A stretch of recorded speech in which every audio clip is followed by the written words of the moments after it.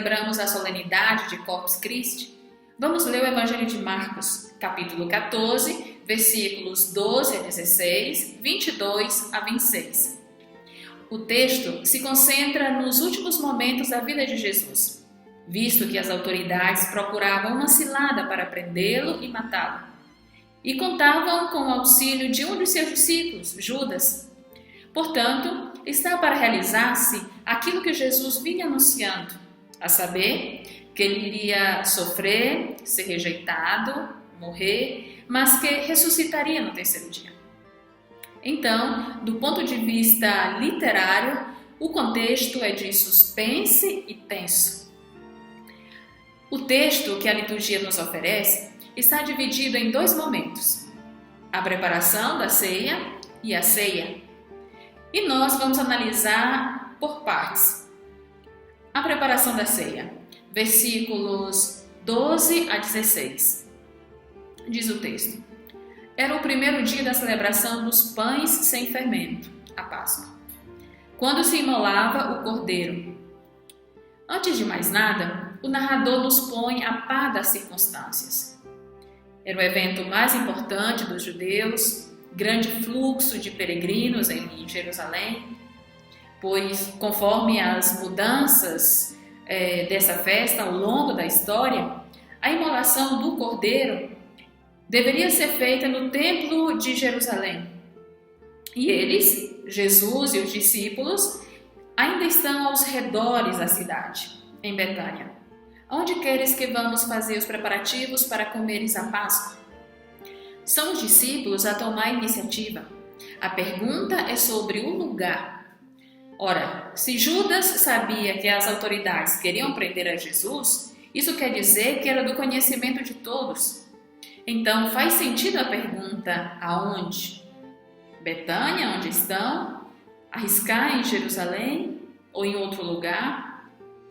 Veja, Jesus não responde, porém escolhe 2 dos seus discípulos para dizer aonde quer celebrar e pede para ir à cidade a organizar a festa.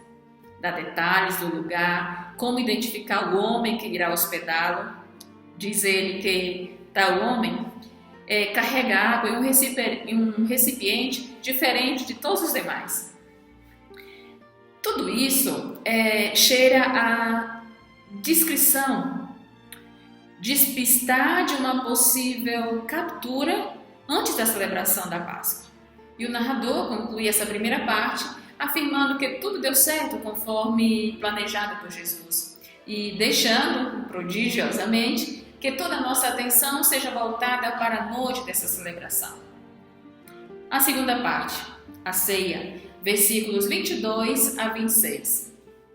Permitam-me um parêntese. A ceia da Páscoa judaica, a qual o narrador supõe que seu leitor, sua leitora conheça, é uma celebração familiar. Uma mulher abre a festa, se canta, se reza, se come todo o cordeiro, se faz o agradecimento dos alimentos mais simples do cotidiano, pão e vinho, e se faz memória da identidade de Israel como povo, filho de Deus. Então, retornamos ao texto. Diz o narrador: enquanto comiam, Jesus tomou um pão, abençoando, partiu e deu a eles e disse: tomai, isto é o meu corpo. Como se vê, o narrador se concentra exclusivamente em Jesus, seus gestos e palavras em um momento pontual da ceia. Os gestos de Jesus são os usuais, mas as palavras não. Tomai, isto é o meu corpo. A que se refere ao isto? O pronome demonstrativo tuto, isto, em grego, é um neutro. Logo, não pode referir-se ao pão, porque é masculino. Mas tudo que o narrador descreveu anteriormente, estar à mesa, tomar um pão, abençoar, partir e entregar a todo mundo, todas aquelas coisas, se trata gramaticalmente de um neutro. Portanto, tomai, toda essa realidade é o meu corpo. E continua o narrador. Depois, tomando um cálice e dando graças, deu a eles e dele todos beberam. Na primeira oração, depois, tomando um cálice e dando graças, deu a eles, o narrador se expressa em sentido literal, toma um cálice. Já na segunda oração, e dele todos beberam, tecnicamente, o narrador usa uma metonímia, isto é, faz uma relação de contiguidade entre o sentido de um termo, vinho, e o sentido do termo que o substitui, cálice. E Jesus diz: isto é o meu sangue da aliança, que por muitos é derramado. Novamente, a que se refere a isto? Não pode ser referente àquela realidade de partilha, porque ele já havia dado nome, seu corpo. Também não pode ser vinho, porque é masculino, mas cálice é neutro. Assim sendo, o cálice é o sangue da aliança. E o que é cálice na linguagem de Jesus dentro do Evangelho de Marcos? Em Marcos 10:38, Jesus pergunta a Tiago e a João: podeis beber do cálice que eu bebo?